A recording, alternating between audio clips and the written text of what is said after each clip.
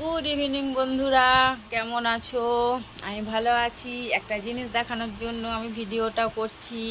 আমার বর একটা না দুটো না আমাকে এক গোছা গোলাপ এনে দিয়েছে। এই দেখো সেই গোলাপ। আমার বর অনেক আশা করে অনেক ভালোবাসা দিয়ে গোলাপগুলো এনে দিয়েছে। এটাকে যত্ন করে রেখে দিতে হবে।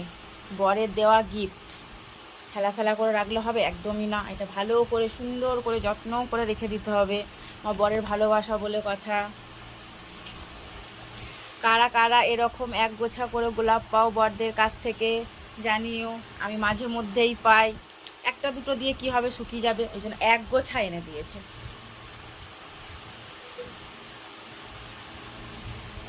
যাক, বরের ভালোবাসা যত্ন করে রেখে দিতে হবে।